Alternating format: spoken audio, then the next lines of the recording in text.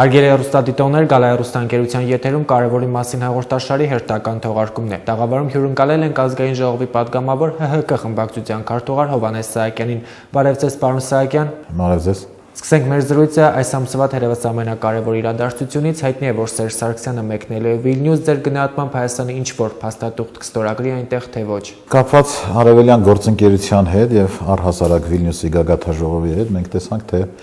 ինչպիսի բուռն զարգացումներ եւ քննարկումներ ծավալվեցին, տեղի ունեցան թե մեր երկրում եւ թե երկրից դուրս։ Հատկապես երբ որ սեպտեմբերի 3-ին մեր երկրի նախագահ Սերժ Սարգսյանը հայտարարեց, քաղաքական հայտարարություն արեց այն մասին, որ մենք հակված ենք կամ որոշել ենք, որպեսզի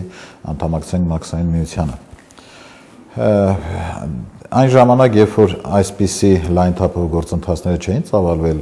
Վիլնյուսյան գագաթաժողովից առաջ, մեր քննադատողները բազմաթիվ էին եւ ջանք ու եռանք չէին խնայում, որպեսզի ամենատարբեր բառապաշարներով մեզ մեղադրեին, որ մենք տապալեցինք, չգիտեմ, մի 4 տարվա մեր աշխատանքը, այսպես ասեմ, ինչ-որ ջուրը լցրեցինք եւ այլն եւ այլն։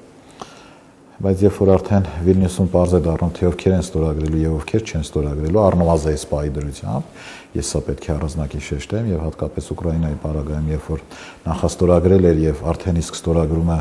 բանակցում է, որպեսզի 1 տարի հետաձգի կամ 1 տարի հետո անդրադառնա այդ խնդրին, կարծում եմ այստեղ գնահատականներ հնչեցնելը կամ կարծիք արտահայտելը ավելի հեշտ է դարձել, որովհետև մենք կարողացանք նաև մեր ընդդիմախոսներին այս ժամանակահատված ընթացքում նաև ընդհանուր գործընթացի մեջ ապացուցել, որ մեր, այսպես ասեմ, քայլը կամ կողմնորոշումը ճիշտ էր։ Առավել ևս, որ մենք ունենք ռազմավարական գործընկեր իդեմս Ռուսաստանի եւ առավել ևս երբ որ մենք երբևէ դրա մասին, չգիտեմ, կուլիսներում, ինչ որ մութ սենյակներում չենք խոսել, այլ խոսել ենք օրը ցերեկով եւ բարձրաձայն։ Բայց ակնհայտ է, որ եւ-ի քաղաքականությունը ձախողվեց։ Ես պետք կարծիքին չեմ բոլորովին, որովհետեւ եթե ձախողված լիներ, նաեւ Եվրոպայից կլինեին այն կտրուկ, դիրքորոշումները կամ քայլերը, որ այլևս որևէ համագործակցություն, որևէ քայլ, որևէ չգիտեմ, հետագայում ինչ-որ գործողությունների հաջորդականություն պայմանավորված այսօրվա հետ չէին լինի։ Բայց մենք տեսանք, որ թեպետ մի փոքր ցավոտ էր նաև Եվրոպայի համար, բայց այնուամենայնիվ իրենք էլ ըմբռնումով նաև հասկանալով մոտեցան այդ ամենին, որ մեր համար նախ եւ առաջ որպես տարածաշրջանի մի երկիր, մի պետություն, որը միգուցե դե յուրե պատերազմող երկիր չէ, բայց դե ֆակտո պատերազմող երկիրն է, վառապացույցը վերջին օրերին Ադրբեջանի այն կրակոցները, որոնք հնչում են ոչ թե Լեռնային Ղարաբաղ եւ ադրբեջանական սահմանի մոտ, այլ Հայաստան-Ադրբեջան սահմանի վրա, ուստի պետք է նաեւ կարողանան եւ ըմբռնումով մոտենան եւ նաեւ իրենց քայլերի մեջ որոշակի վերապահումներ անեն նաեւ գնահատականների մեջ, որ մեր համար ամենակարևորը մեր երկրի, մեր ժողովրդի անվտանգությունն է։ Իսկ այդ վերապահումները վերաբերում են իրենց կընտրուկ գնահատականներին նաև այն պետությանը կամ այն պետության ղեկավարին, իդերմս Ադրբեջանի, որ չի կարելի օրը ցերեկով խաղաղ բնակչության վրա, նաև խաղաղ բնակչության, այսպես ասած, իր հանապազորյա հացը վաստակող ժողովրդի վրա, հողի վրա, մշակի վրա կրակ արձակել։ Այս հարցերում ես կարծում եմ նաև պետք է մեր միջազգային որոշակի շրջանակներ կամ գործընկերներ կտրուկ, հստակ դիրքորոշում արտահայտել։ Պարոն Սահակյան, չեք կարծում, որ այս իրադարձություններից հետո Հայաստանը անվստահելի գործընկեր դիտվեց, ինչպես Եվրամիության անդամ երկրների, այնպես էլ Ռուսաստանի Դաշնության համար։ Չեմ կարծում, որ նման խնդիր առաջացել է երկու պարագայում, որովհետև անվստահության առումով կարող էր առնվազն մի կողմի համար լինել։ Բայց եթե դու շարունակում ես քո գործընկերությունը օրինակ Ռուսաստանի հետ որպես ռազմավարական գործընկեր, այստեղ անվստահության ինչ-որ գործոն բարձրանա, ես հարցադրում եմ մի քիչ լավ չհասկացա։ Այսինքն խոսքը կայանում է նրանում, որ Ռուսաստանի Դաշնությունը եւս չի վստահի մի երկրի, ով 4 տարի շարունակ բանակցում էր այլ ձևաչափով, սակայն որոշում կայացրեց անդամակցել մեկ այլ միության։ Չեմ կարծում, որովհետև մենք դրա մասին բազմիցս խոսել ենք, դրա մասին խոսել ենք նաև սեպտեմբերի 3-ից առաջ, երբ որ Լեհաստանում մեր երկրի նախագահ Սերժ Սարգսյանը օրինակ հայտարարեց, որ մենք կողմնակից ենք եւ սկզբունքին։ Մենք գիտենք, որ Լեհաստան այս հարցում բավականին կոշտ դիրքորոշում ունեցող երկրներից մեկն է։ նույնիսկ այդ երկրում, այդ երկրի նախագահի կողքին, մամուլի ասուլիսի ժամանակ, մամուլի հետ շփման ժամանակ, երկրի նախագահը հստակ իր դիրքորոշումն արտահայտվեց։ Եվ եթե սրանից հետո պետք է ինչ-որ մեկը հիասթափեր, դա ուրեմն իրենց խնդիրն է, անկախ նրանից թե դա ով է։ Բայց մենք տեսնում ենք, որ եթե ընդհանուր վերլուծենք նաև վստահության խնդիրը, պետք է երկու մեջբերում անել։ Առնվազն մեր արտաքին քաղաքականության առումով կարևորագույն երկու խնդիր կա ինձ համար գոնե այդպեսին է։ Առաջինը Լեռնային Ղարաբաղի հակամարտությունն է։ Երկրորդը հայ-թուրքական հարաբերություններն են, թե առաջինը եւ թե երկրորդի պարագայում մենք չունենք որևէ կատարած քայլ, գործողություն, որի արդյունքում մենք ինչ որ միտեղ կասկածի տակ դնենք մեր վստահության խնդիրը, որովհետեւ նախ եւ առաջ մեր վստահությունը մեր համար կարեւոր է, երբ որ այդ վստահության հետևում կանգնած է մեր ժողովուրդը։ Լեռնային Ղարաբաղի հակամարտությունը մենք գիտենք, որ դա այն խնդիրն է, որ թե արտաքին քաղաքականության մեջ եւ թե ներքին քաղաքականության մեջ համախմբեց մեր հասարակությանը եւ ազգովի երբ որ ոտքի կանգնեցին եւ վճռորոշ մեկ ձայնով, մեկ խոսքով հանդես եկանք, դա հենց Ղարաբաղի հակամարտությունն է եւ կարծում եմ այստեղ երկրորդ կարծիք չերել կարող լինել, որ այստեղ մեր դիրքորոշումները կան այնպիսին, ինչպիսին որ միշտ եղել է եւ դրա առումով որևէ խախտում վստահության առումով գոյություն չունի։ Հայ-թուրքականի հետ կապված առավել քան պարզ է, երբ որ մենք նույնիսկ մեր ներքին քաղաքական կյանքում ունենալով բավականին լուրջ դիմադրություն, անդիմադիրներ, որի արդյունքում մենք կորցրեցինք մեր կոալիցիոն գործընկերոջը, իդեմս Հայ հեղափոխական դաշնակցության, այնուամենայնիվ գնացինք հենց այդ քայլին, որովհետև հասկացանք, որ այդ տնտեսական շրջափակումը, այդ իրավիճակը առնվազն մեր երկրի, մեր ժողովրդի համար բարենպաստ չէ։ Եվ երբ որ ֆուտբոլային դիվանագիտության լեզվով խոսում են եւ կարող ենք հստակ ասել, որ գնդակը Թուրքիայի դաշտում է, դրա մասին խոսեց նաեւ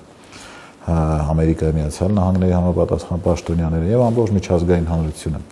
Թերևս այստեղ կար մի փոքր բաց, երբ որ նույն միջազգային հանրությունը, ովքեր կանգնած էին որպես վստահություն, որպես գարանտ, այդ փոխադարձ գործողությունների հստակ իրենց դիրքորոշումը չարտահայտեցին, բացի Տիկին Քլինտոնից, եւ կարծում եմ այստեղ բավականին, այսպես ասացամ, գործողությունների առումով պետք է հստակ դիրքորոշում հայտնեին բոլոր այն գերտերությունները, ովքեր այս իրավիճակում կանգնել են այս գործողության որպես գարանտ։ Պարոն Սահակյան, անդրադառնանք Ռուսաստանի Դաշնության նախագահ Վլադիմիր Պուտինի Հայաստան այցին, ձեր գնահատմամբ ինչ կտա այն մեր երկրին, ինչ սպասել այդ այցից։ Վլադիմիր Պուտինի այցով կարծում եմ, որ մի շարք խնդիրներ, որոնք կան կամ գոյություն ունեն, կապված հատկապես տնտեսական բլոկում, ես կարծում եմ, որ կարող են նաև բավականին հետաքրքիր եւ դրական շրջադարձ ունենալ լավ առումով։ Եվ եթե մենք կարողանանք նաև օգտագործել այդ այցի նպաստ այդ տնտեսական, ավելի արագ զարգացման, ես կարծում եմ բավականին հետաքրքիր զարգացումներ կունենա նաև արտաքին քաղաքականության եւ մյուս այլ հարցերի մեջ։ Եվ բնական է, երբ որ մենք այդ քաղաքական դիրքորոշման մասին հայտնեցինք, որ Մաքսային միությանը պատրաստ ենք անդամակցելու, կարող է նաև արագացնել կամ խթան հանդիսանալ նաև այս այց դեպի մեր երկիր։ Տարբեր քաղաքագետների եւ վերլուծաբանների կողմից տարբեր տեսակետներ հնչեցին, որ սեպտեմբերի 3-ի հայտնի իրադարձություններից հետո Պուտինը դիվանագիտական հաղթանակ տարավ եւ հիմա այցելում է Հայաստան, որպեսզի վերջնականապես վերջակետ դնի իր տարած հաղթանակին։ Կարծում եք այդպես է։ Հասկանում եմ, որ տարբեր ուղղությունների, այսպես ասած, քամիներ կան փչող, որոնք կարող են այլ մեկնաբանություններ տալ, բայց մենք Ռուսաստանի հետ նոր չի, որ մեր հարաբերությունները ձևավորվել են, եւ նոր չի, որ գործընկերային նման հանդիպումների կամ պաշտոնական այցերի ժամանակ ջերմ ընդունելություն լինում է թե մեր նախագահի կողմից եւ թե նույն Ռուսաստանի Դաշնության նախագահի կողմից, երբ որ մեր նախագահն է այցելում այդ երկիր։ Դիվանագիտական հաղթանակ թե ոչ, ես միշտ այս հարցին նայել եմ ավելի ոչ թե քաղաքական այս պրիզմայով, այլ ավելի պրագմատիկ։ Ինչ առումով, որովհետեւ ռոմանտիկները եւ տարբեր դիրքորոշում հայտնողները շատ են, բայց ընդհանուր առմամբ մնում է կատարած գործը եւ քայլերը։ Եվ եթե մեր ժողովրդի, մեր պետության համար մենք գնահատում ենք ամբողջ այս գործընթացը, էական էր եւ կարեւոր էր ճիշտ կողմնորոշվելը, առավել եւս որ մենք ռազմավարական գործընկեր ենք եւ տարիներ շարունակ այդ գործընկերությունը ձևավորվել է, այստեղ մտածելու կամ այլ քննադատությունների տեղի առնվազն չենք տալիս։ Այդ դեպքում ինչպես կմեկնաբանեք այն փաստը, որ Սերժ Սարգսյանին եւ նրա գլխավորած պատվիրակությանը հայկական եկեղեցու բացման հանդիսավոր արարողությանը ոչ միայն չդիմավորեց Ռուսաստանի Դաշնության նախագահն ու բարձրաստիճան այլ պաշտոնյաներ, այլ նաեւ չմասնակցեցին եկեղեցու բացման հանդիսավոր արարողությանը։ Գիտենք, որ այդ մակարդակի, այսինքն երկրի նախագահի կամ երկրորդ, երրորդ դեմքերի մակարդակի հանդիպումները դրանք ունեն հատուկ ընթացակարգ, կարողակարգ, հատուկ հրավերք, հրավերքի ընդունում եւ այլ եւ այլ։ Որոշակի գործընթացներ են։ Եվ այս դեպքում, երբ որ մեր համար շատ կարեւոր, մեր կրոնի, մեր, չգիտեմ, պատմության հետ կարեւոր ինչ-որ իրադարձություններ, որի անունն էր այդ մեծ եկեղեցու, հայ առաքելական եկեղեցու բացումը, մենք իսկապես կարևորել ենք եւ չեմ կարծում, որ նաեւ պետք է ազնիվ լինեմ, ասեմ, որ ես տեղյակել չեմ հրավերքներ եղել են ավելի բարձր մակարդակի կամ դրա պրոտոկոլային արարողակարգային իրավունքը կա, թե չկա, եւ կարծում եմ այսքանով ինձ համար բավարար էր եւ եթե եղել է նմանատիպ կարևորագույն միջոցառում եւ մասնակցել է մեր երկրի բարձրագույն ղեկավարությունը եւ իշխանությունը, ես այդքանով սահմանափակվում եմ եւ կարևորում եմ։ Անդրադառնանք այլ խնդիրների, Հայաստանի խորհրդարանում բավականին ակտիվորեն քննարկվեց եւ նաեւ ոչ իշխանական ուժերի կողմից խիստ քննադատության արժանացավ հաջորդ տարվա պետական բյուջեի նախագիծը, դարձյալ հայտարարվեց, որ այն ունենալու է սոցիալական ուղղվածություն։ Ձեր գնահատմամբ սոցիալական ինչ խնդիրներ հնարավոր կլինի լուծել բյուջեի հաջորդ տարվա նախագծով։ Լավ կլիներ, որ բյուջեի անվանումը չլիներ սոցիալական։ Ինքնին բառը հուշում է, որ կա սոցիալական խնդիրներ, կա սոցիալական որոշակի խավ, որ իսկապես որոշակի տոկոսով նաև կա աղքատություն, կա առհասարակ կա սոցիալական խնդիրներ եւ եթե բյուջեն գրում է սոցիալական անվանում, ապա միտված է, ուղղված է, ուղղորդված է այդ միջոցները, որպեսզի այդ սոցիալական խավի խնդիրները թիրախային այդ հարցերը լուծում տա կամ լուծի։ Այստեղ էլ արդեն իսկ պարզ է դառնում, թե ինչի մասին է խոսքը։ Այնուամենայնիվ ես կարծում եմ, որ այն նշած զոհը, որը վերցրել է մեր քաղաքական թիմը եւ հատկապես կառավարությունը, որ աշխատավարձերի բարձրացում, հետագայում նաեւ որոշակի բարեփոխումներ եւ դա պետք է լինի համակարգային, ես խնդրում եմ ուշադրություն դարձնել, որովհետեւ մամուլում ձևակերպվեց մեկ այլ ձևակերպում, չգիտեմ, բարձրաստիճան պաշտոնյաների աշխատավարձի բարձրացում եւ այլ եւ այլ։ Պետք է տեղեկացնել, որ դրանով բարձրացում է մոտավորապես 200,000-ից ավելի ընդհանուր, պետական համակարգում աշխատող մարդկանց աշխատավարձ։ Եվ սա նույնպես քայլ է, սա նույնպես լրացուցիչ բեռ է, որը պետք է կարողանա ստանել։ Այս առումով ես կարծում եմ բավականին քրտնաջան աշխատանք է սպասում մեր կառավարությանը եւ մենք իբրև խորհրդարանականներ եւ նույն թիմի անդամներ եւ իհարկե պատասխանատվությունը նաեւ կիսող մարդիկ հուսանք, որ մեր կառավարությունը օրը գիշեր քրտնաջան աշխատանքով կարող է այդ նշած զոհը, որը վերցրել ենք մենք քաղաքական թիմով, նաեւ ինչու՞ չէ պատվով տանել մինչև վերջ։ Ես հիշում եմ, որ նմանատիպ խոստում տրվեց նաև նախորդ տարի, երբ քննարկվում էր այս տարվա պետական բյուջեի նախագիծը, բայց ակնհայտ է, որ կառավարությունը ձախողել է իրեն։ Բերեք մեկ օրինակ, Սերժ Սարգսյանը հայտարարեց, որ եթե գործող կառավարությունը չապահովի 7% տնտեսական աճ, ապա պետք է հրաժարական տա։ Վարչապետ Տիգրան Սարգսյանն արդեն իսկ հայտարարել է, որ 7% աճ հնարավոր չի արձանագրել։ Հայտարարությունը եղել է, որ մինչև 7%, այսինքն գլխավոր շեմը պետք է վերցնենք դա։ Եվ ակնհայտ է, որ նախորդ տարվա խոստումները այն են եղել, որ որևէ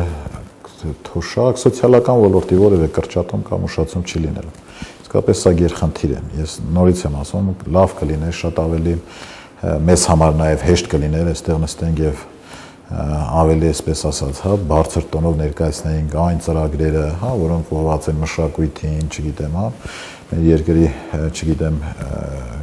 շինարարությանը կամ չգիտեմ այլ ոլորտների, կանց թե սոցիալական ոլորտին ուղղված եւ այդ խնդիրները լուծելու հարցերին։ Առաջին հարցերը շատ ավելի հեշտ է ներկայացնելը։ Բայց ակնհայտ է, որ սոցիալական ոլորտի որևէ թերացում կամ որևէ ինչ-որ բաց թվում այս տարվա ընթացքում գոնե մինչև այս պահը չի եղել։ Բայց նկատենք, որ գործազրկության նպաստներն այնուամենայնիվ կրճատվեցին։ Գործազրկության նպաստները ոչ թե կրճատվեց, այլ ձևավորվում է նոր համակարգային մոտեցում։ Փորձում են ոչ թե գործազրկության նպաստ տալ նրան, ովքեր որոշակի աշխատանք ունենալուց հետո գնացել են եւ գրանցվել են ինչ-որ այդ նպաստներն են ստանում, այլ որպեսզի համակարգային մոտեցում լինի, որպեսզի այդ գումարով աջակցեն, որ գործազուրկ մարդիկ գտնեն իրենց աշխատանքը։ Ես նաև շատ կտրուկ նաև դեմ եմ այն նպաստներին, սոցիալական, հա, այդ փարոս կոչվածներին,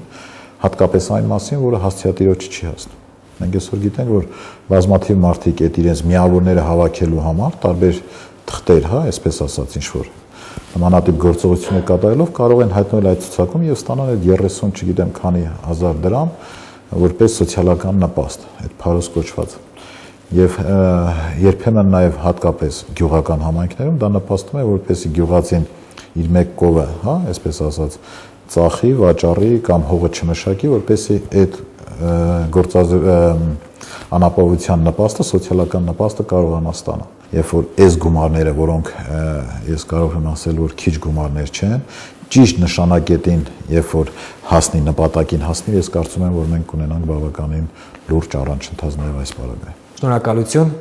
Հարգելի հեռուստադիտողներ, Գալա հեռուստաընկերության եթերում կարևորի մասին հաղորդաշարի հերթական թողարկումներ տաղավարում հյուրընկալել էինք ազգային ժողովի պատգամավոր ՀՀԿ խմբակցության քարտուղար Հովհաննես Սահակյանին։ Այսօրվա համար նախատեսել էինք այսքանը, կհանդիպենք։